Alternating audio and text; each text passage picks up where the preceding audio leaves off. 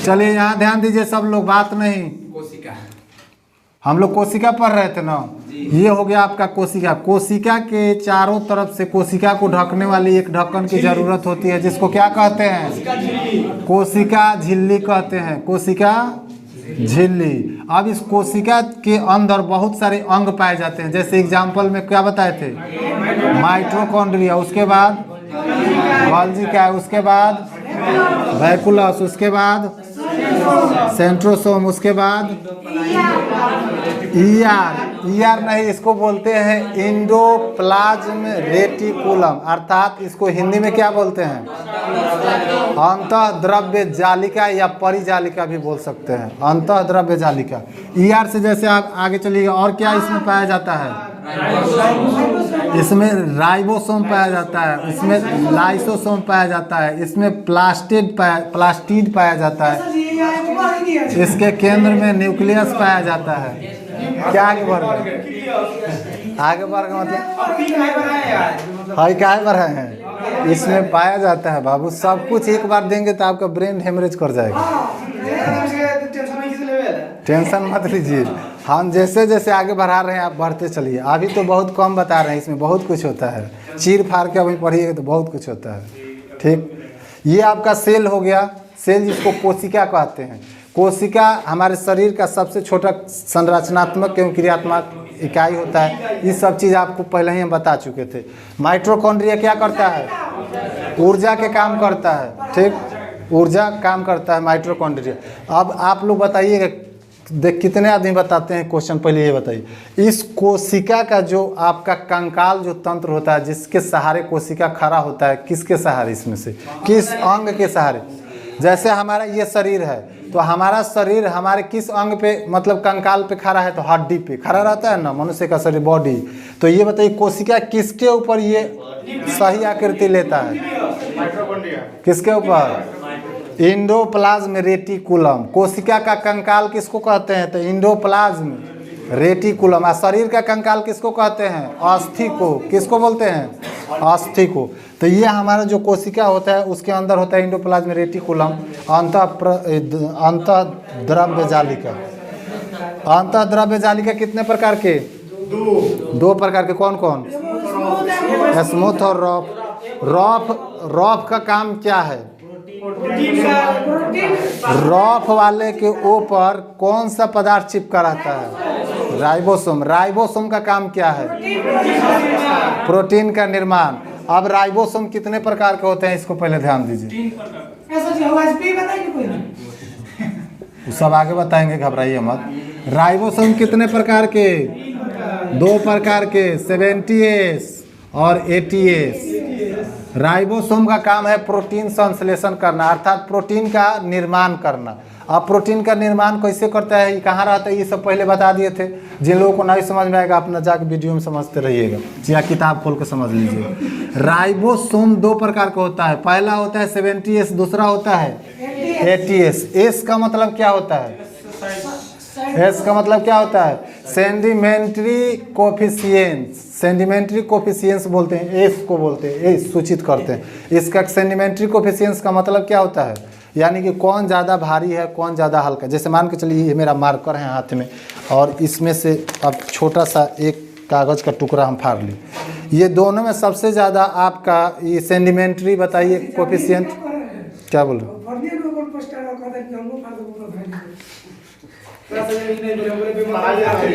पढ़ाई पर तो ध्यान है नहीं आप लोगों को। बेमतलब को फाड़ दिए कि काहे फाड़ दिए?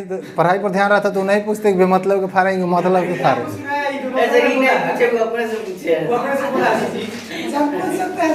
यहाँ ध्यान दीजिए। क्या अपने से बोले हैं? चलिए छोड़िए उस बात को, हटाइए। ये जो होता है सेंडिमेंट्री कोफिशिएंस क्या होता है, एस क्यों लगाते हैं उसमें, उसको समझते हैं। सेंडिमेंट्री कोफिशिएंस का मतलब क्या होता है? एक 70 एक 80। जो कोई व्यक्ति 70 kg का है, एक व्यक्ति 80 kg का है, दोनों में भारी कौन होगा? 80 kg वाला। एकदम क्लियर है, डायरेक्ट है।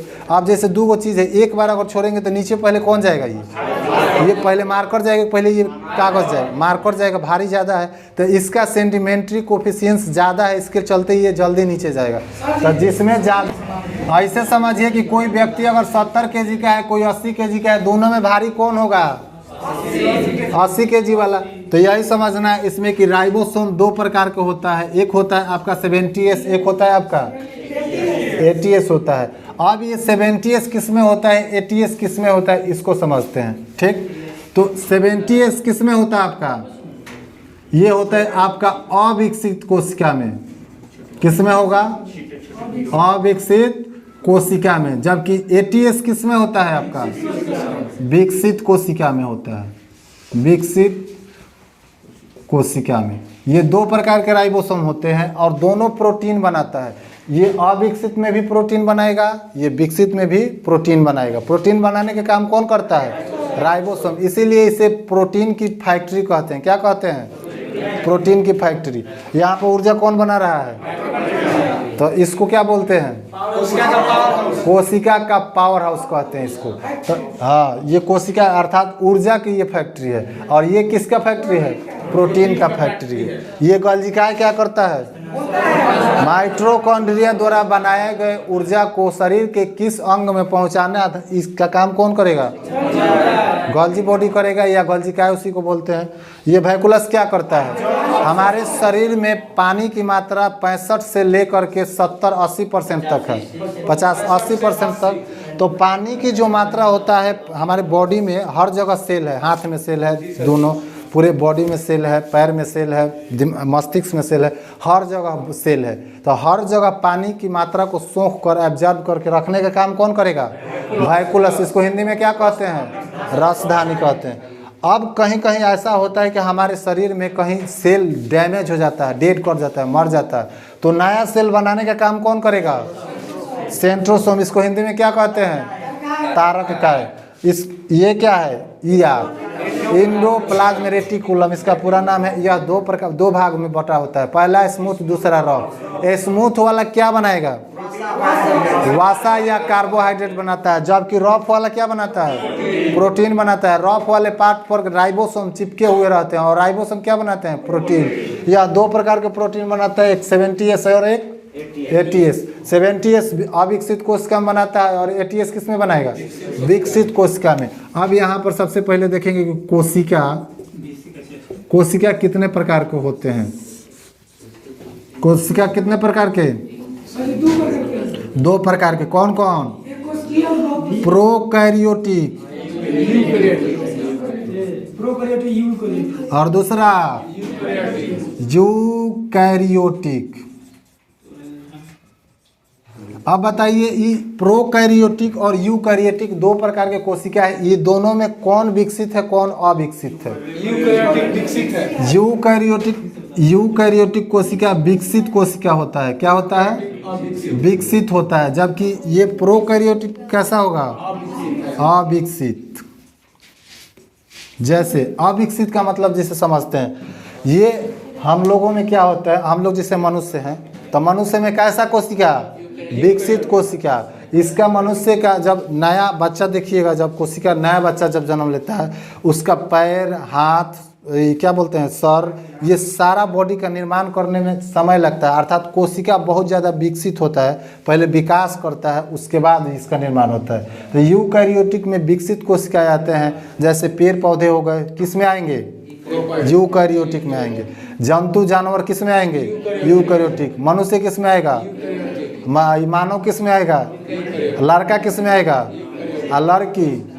सारे लोग किस में आएंगे? विकसित में आते हैं। लेकिन अविकसित में कौन कौन आएगा भाई? तो वैसा जीव जिसको बनाने में या जिसको प्रजनन करने में समय नहीं लगता हो, जैसे वायरस। वायरस किस में आएगा?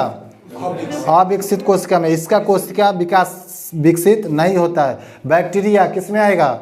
अविकसित या प्रोकैरियोटिक बोल सकते हैं। तो कोशिका दो प्रकार के, अमीबा, वायरस, बैक्टीरिया, जितना छोटा छोटा चीज़ होता है जिसको मतलब कि क्या बोलते हैं, प्रजनन करने में समय नहीं लगता है, उसको किस में रखा गया है? अविकसित। ये क्या होता है? विकसित होता है। तो विकसित में कौन कौन आएगा? इसमें एग्जाम्पल में बोलिए। वायरस, उसके बाद बैक्टीरिया और अमीबा वगैरह ईटीसी कर दीजिए सब। जी सर। यानी इतना ज़्यादा छोटा छोटा वो होता है कि उसको नंगी आंखों से देख भी नहीं सकते हैं उसको। तो वो सब किस में आएगा? अविकसित में। अविकसित में कौन कौन आता है? जैसे पादप, जितने सारे पेड़ पौधे होते हैं किस में आएंगे? विकसित में आते हैं। जंतु किस में आएगा? विकसित में आता है। मानव किस में आएगा? विकसित में आता है। यहाँ तक कोई दिक्कत नहीं। अब कौन फूफू? वो सब अविकसित में आता है। सब जितना छोटा छोटा जो होता है सब सब अविकसित में आता है। हाँ, सब उसी में। पौधा और जीव जितने होते हैं, जैसे बड़ा बड़ा जानवर, क्या बोलते हैं, कोई भी जीव जंतु, मतलब जैसे जानवर, गाय भैंस घोड़ा, ये सब, हाथी बकरी मनुष्य, ये सब किस में आएगा? ये सब प्रोकैरियोटिक यूकैरियोटिक में आता है, यानी कि विकसित कोशिका इसका होता है। अब विकसित कोशिका में भी देखिए, जो यूकैरियोटिक होता है इस सब में कितना चीज़ें होता है, लेकिन जो प्रोकैरियोटिक होगा उसमें ये सब चीज़ें पाया जाएगा कि नहीं पाया जाएगा? ये सब चीज़ें पाया जाएगा? पाया जाएगा? ये सब नहीं पाया जाता। इसमें केवल मेन चीज़ें पाया जाता है। जैसे मेन चीज़ का मतलब होता है आपके पूरे कोशिका को कमांड कौन देता है? केंद्रक, न्यूक्लियस को जैसे कहता है वैसे इसको काम करना है। तो इसमें मेन चीज़ पाया जाता है। जैसे न्यूक्लियस दे देगा, एक प्रोटीन बनाने के लिए राइबोसोम दे देता है, लाइसोसोम वगैरह ये सब कुछ नहीं होता है। माइटोकॉन्ड्रिया, कहीं कहीं माइटोकॉन्ड्रिया मिलेगा, कहीं कहीं माइटोकॉन्ड्रिया नहीं मिलता है। इसमें देखिए आपका विकसित कोशिका में क्या क्या रहेगा? माइटोकॉन्ड्रिया, गोल्गी का है, vacuoles, centrosome, endoplasm reticulum, ribosome, lysosome, nucleus, और ये प्लास्टिड होता है। प्लास्टिड क्या होता है अभी आपको हम बताएंगे। ये विकसित कोशिका में पाए जाते हैं प्लास्टिड। ये न्यूक्लियस जो होता है ये केंद्र में रहता है। कहाँ रहता है? केंद्र में रहता है। अब ये सब चीज़ें जब पाया जाता है, सब का काम हम आपको पहले ही बता दिए हैं किसका क्या काम है। ये प्लास्टिड क्या है इसको भी बता देते हैं, उसके बाद में आपसे पूछेंगे तब बताइए। पहले समझते हैं प्लास्टिड। ये कोशिका समझ में आ गया? कोशिका दो प्रकार के, कौन कौन? Prokaryotic, eukaryotic. अविकसित और विकसित। सारे जंतु किस में आएंगे? पादप, मानव, पेड़ पौधा, यूकैरियोटिक। विकसित कोशिका में। पेड़ पौधा किस में? विकसित कोशिका में। और विकसित कोशिका में देख लीजिए ये सब पाया जाता है। यहाँ तो कोई दिक्कत नहीं। अब आगे चलिए, आगे देखते हैं थोड़ा सा। कुछ पूछ रहे थे? प्लास्टिक नहीं, प्लास्टिड बोलते हैं उसको। प्लास्टिड बोलते हैं। क्या बोलते हैं उसको? प्लास्टिड। हाँ, प्लास्टिड। प्लास्टिड का मतलब क्या होता है? हिंदी में क्या कहते हैं इसको? लवक बोलते हैं। क्या बोलते हैं? लवक। अब ये प्लास्टिड जो होता है, लवक कितने प्रकार के होते हैं? 3 प्रकार के होते हैं। कौन कौन बताइए?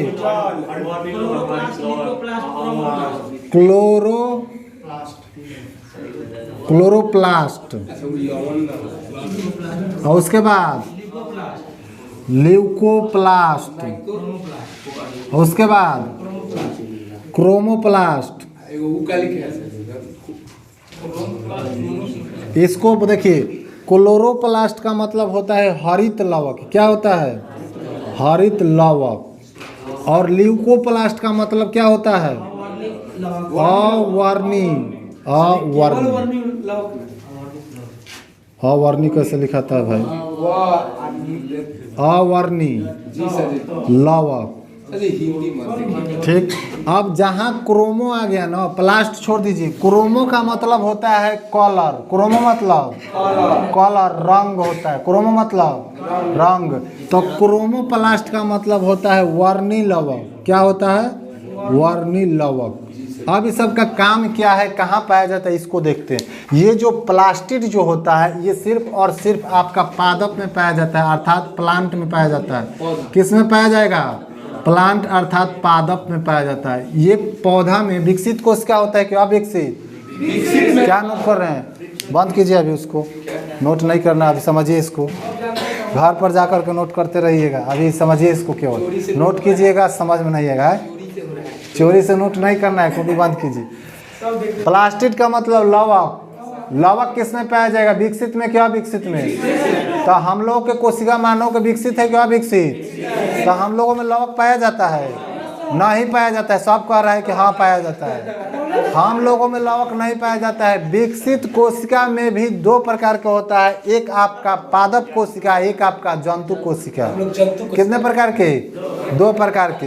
विकसित कोशिका में भी पादप कोशिका और जंतु कोशिका। हम लोग आते हैं जंतु कोशिका में, जबकि पेड़ पौधा पादप कोशिका। तो पेड़ पौधा विकसित कोशिका में होते हुए भी वो उसमें लवक पाया जाता है, हम लोग विकसित कोशिका में होते हुए भी हम लोगों में लवक नहीं पाया जाता है। फर्क यही होता है। हम लोग विकसित कोशिका में देखिए, जिसमें आपका प्लास्टिड होगा, समझिए किसका है ये? इसका किसका है? ये पेड़ पौधा का है। जिसमें प्लास्टिड पाया जाएगा किसका कोशिका? पेड़ पौधा का। ये विकसित क्या? विकसित रहेगा, लेकिन ये समझिए कि प्लांट कोशिका है। जिसमें आपका प्लास्टिड आ गया, ये कौन सा कोशिका?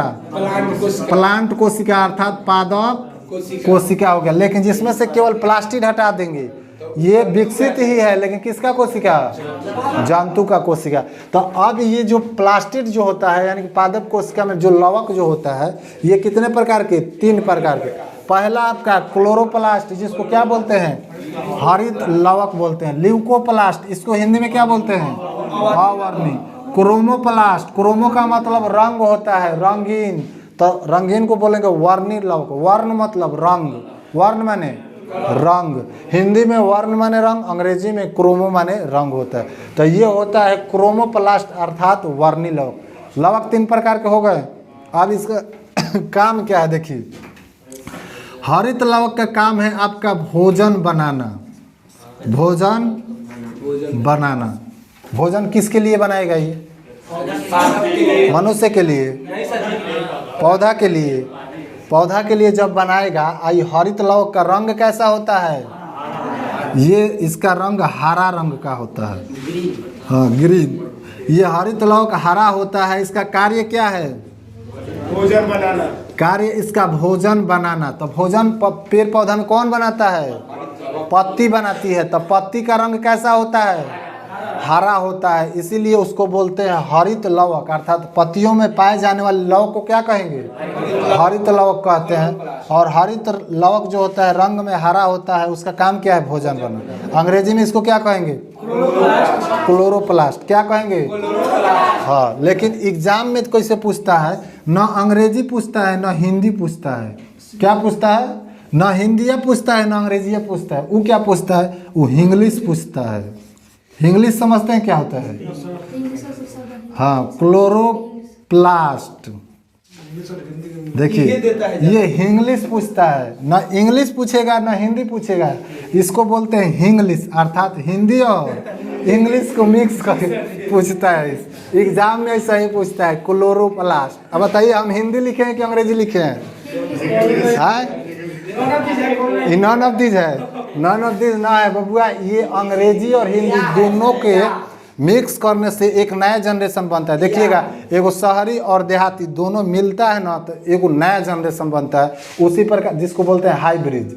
तो हाइब्रिड जैसा नया जनरेशन बनता है। तो हिंदी और अंग्रेजी दोनों मिल गया ना, तो इंग्लिश एगो नया जनरेशन बन गया। तो इंग्लिश पूछता है, अंग्रेजी में कहते हैं क्लोरोप्लास्ट का काम क्या है। अब याद रखिएगा, अंग्रेजी में क्लोरोप्लास्ट और हिंदी में याद रखिएगा हरित लवक। तो न अंग्रेजी में लिखा, न हिंदी में लिखा, फिर भी आपको पकड़ लेना है किसको पूछा है। तो इसका काम क्या है? किसके लिए भोजन बनाएगा? पौधा के लिए। तो पौधा के लिए जब भोजन बनाने के काम हरित लवक करेगा, तो इस अवर्णी लवक का काम क्या है भाई? तो भोजन को संचित रखता है। संचित, भोजन को संचित रखता है। अर्थात कहीं कहीं देखिएगा कि भोजन जब बन गया तो कहीं ताना में रखेगा, कहीं डहनियों में रखेगा। कहाँ भोजन रखना है, किस जगह पे रखना है, ये सब कौन निर्धारण करेगा? अवर्णी लवक। तो ताना का कोई रंग होता है? नहीं होता है। जड़ में पाया जाता है अवर्णी लवक। कहाँ पाया जाएगा? ये जड़ में पाया जाता है। जिस प्रकार से ये हरित लवक कहाँ पाया जाएगा? पत्ती में। ये पत्ती में पाया जाता है या पत्तियों में पाया जाता है। उसी प्रकार ये आपका किस में पाया जाता है? जड़ में पाया जाएगा या तना में पाया जाएगा। अवर्णी यानी इसका कोई रंग नहीं होता है। ये सिर्फ बनाए हुए भोजन को रखता है। अब जैसे आगे चलिएगा, क्रोमोप्लास्ट होता है। क्रोमोप्लास्ट काम क्या है इसका भाई? ये इसका काम है कि फलों का रंग प्रदान करना, फलों का रंग प्रदान करना। अब ये कहाँ पाया जाएगा? कहाँ पाया जाएगा? फूल में। फूल में भी पाया जाता है, फल में भी पाया जाता है। जैसे देखिए कहीं कहीं पपीता देखते हैं, पहले कैसा रहेगा और बाद में पक के कैसा हो जाएगा? पीला हो जाता है। तो पीला कहाँ से आया? किस प्लास्ट अर्थात किस लवक के कारण? वर्णी लवक के कारण। लेकिन कहीं कहीं देखिए कोनो पेड़ पौधा में कि वहाँ पे कोनो कलर नहीं, जैसे देखिएगा छोटा एक पेड़ होगा, किसी को उखाड़िएगा तो उसका जड़वा उजर होता है। कैसा होता है? उजर होता है, उसमें कोनो लवके नहीं रहता है वहाँ पर। आ कोनो कोनो को उखाड़िएगा तो जड़वा लाल होता है, होता है। तो किसके कारण होता है ये? अवर्णी की वर्णी? रंगीन होगा तो वर्णी लवक, अगर कोई रंग के नहीं होगा तो अवर्णी। इसका रंग कैसा होगा? इसका रंग कैसा होगा? लाल, पीला, उसके बाद गुलाबी, हरा नहीं, लाल पीला, बहुत मतलब रंगीन जितना होगा, हरा छोड़ करके बाकी सब रंग मान लीजिए। जैसे एग्जाम्पल में देखिए गाजर देखे हैं, गाजर, गाजर का लाल रंग किसके कारण? किसके कारण? कैरोटीन के कारण। तो कैरोटीन जो हुआ ये क्या हुआ?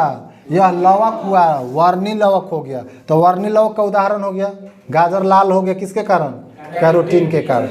अब क्या हिल रहा है? अच्छा हिला रहा है लोग, इधर उधर हो गया। चलिए अभी नहीं हिल रहा है, अभी नहीं हिल रहा है। हाँ तो यहाँ ध्यान दीजिए, ये आपका वर्णी लवक का एग्जाम्पल देखिए। गाजर में कैरोटीन के कारण गाजर कैसा हो जाता है? लाल हो जाता है। पत्तियों का रंग कबो कबो देखिएगा तो पीला हो जाता है, किसके कारण? जैंथोफिल के कारण। किसके कारण? जैंथोफिल के कारण पत्ती का रंग पीला हो जाता है। ठीक, किसके कारण होता है ये? जैंथोफिल, अर्थात पत्ती, लिख दे यहाँ पर, जैंथोफिल के कारण। और बताइए एग्जाम्पल, क्या बोलते हैं? टमाटर देखें, टमाटर, टमाटर कैसन होता है? उजर, लाल। तो टमाटर का लाल रंग किसके कारण? लाइकोपेन या लाइकोपीन के कारण। किसके कारण? लाइकोपेन या लाइकोपीन के कारण, दोनों मिलेगा आपको। टमाटर का लाल रंग किसके कारण? आप बताइए। चुकंदर का लाल रंग, चुकंदर, चुकंदर कैसा होता है? हरियर, लाल होता है, किसके कारण? विटामिन के कारण। किसके कारण? विटामिन। तो ये सब देखिए, ये सब फल में आएगा। इस फल का रंग होता है, देखिए गाजर लाल होता है, पतिया हरा होता है, टमाटर लाल होता है, चुकंदर लाल होता है, ये सब लाल मतलब कलर में आ गया। आलू का, आलू हरा रंग का होता है, सोलेनिन के कारण, वो दूसरा चैप्टर में चले गया। यहाँ केवल फल अगर लाल हो रहा है तो किसके कारण लाल हो रहा है इसको देखिए, हाला नहीं। ये कैरोटीन क्या हो गया आपका? लवक। जैंथोफिल क्या हो गया आपका? लवक हो गया। ये लाइकोपेन क्या हो गया? वर्णी लवक। विटामिन क्या हो गया? वर्णी लवक। तो अब समझ में आया कि प्लास्टिड क्या होता है, इसका काम क्या है। प्लास्टिड कितने प्रकार के? कौन कौन? Chloroplast, leucoplast, chromoplast. Chloroplast, leucoplast, chromoplast. Hindi में क्या कहेंगे? हरित लवक, अवर्णी लवक, वर्णी लवक। हरित लवक, अवर्णी लवक, वर्णी लवक। हरित लवक का काम क्या है? भोजन बनाना। हरित लवक का काम क्या है? भोजन बनाना। अवर्णी लवक का काम क्या है? भोजन को सुरक्षित रखना, भोजन को सुरक्षित रखना। वर्णी लवक का काम क्या है? फलों का रंग प्रदान करना। वर्णी लवक का काम क्या है? रंग प्रजाति, रंग प्रजाति, फलों का रंग प्रदान करना। क्या करना? फलों का रंग प्रदान करना। कभी कभी देखते हैं पेड़ पौधा का, ये आदमी के 1 दिन से 2 दिन खाना बंद कर दीजिएगा तो त्राही में हम निकलने लगते हैं, लेकिन पेड़ पौधा में पत्ती गायब हो जाता है 10 दिन तक, 15 दिन तक, एको को पत्ती नहीं रहता है। उसका भोजन कहाँ से आता है? कहाँ से आता है? जड़ से आता है। जड़ से नहीं आता है। देखिए पेड़ पौधा जो होता है 21 दिन आपका वो आगे चलता है, फ्यूचर लेके चलता है। 21 दिन का भोजन आगे, आज हमको जो आज जो खाना खा रहा है पेड़ पौधा, उसको कितना दिन पहले बनाया होगा? 21 दिन पहले के खाना आज खाता है। वो ताज़ा खाना नहीं खाता, बासी खाना खाता है। और फिर आज जो वो बना रहा है वो कब खाएगा? 21 दिन बाद खाता है। कल जो बनाएगा कितने दिन बाद खाएगा? हाँ, 21 दिन, ठीक उसके 21वां दिन बाद खाता है। परसों जो बनाएगा उसके 21वां दिन बाद खाता है। तो पेड़ पौधा भी इतने समझदार होते हैं कि अपने फ्यूचर और अपने भविष्य को सोच के चलते हैं। और आप लोग इतना मूर्ख होते हैं कि वर्तमान को आप लोग नहीं सोच रहे हैं कि हम पढ़ रहे हैं तो इतना ध्यान से पढ़ें। वो अब चलेंगे वनस्पति बोटनी में तो ज़्यादा डीप में पढ़ाएंगे। अभी प्लास्टिड समझ में आ गया? हम क्या पढ़ रहे हैं? कोशिका। कोशिका में क्या क्या पाया जाता है उसके बारे में केवल बताएंगे। अभी पेड़ पौधे हम नहीं जाएंगे। ये प्लास्टिड समझ में आ गया क्या हो गया? आप बताइए कि कोशिका में क्या क्या पाया जाएगा? माइटोकॉन्ड्रिया, गल्दिका है, वैक्यूलस, साइटोसोम, endoplasm reticulum, ribosome, lysosome, plastids और ये बीच में न्यूक्लियस। इतने सारे चीज पाए जाते हैं किस में? कोशिका में पाए जाते हैं, विकसित कोशिका में।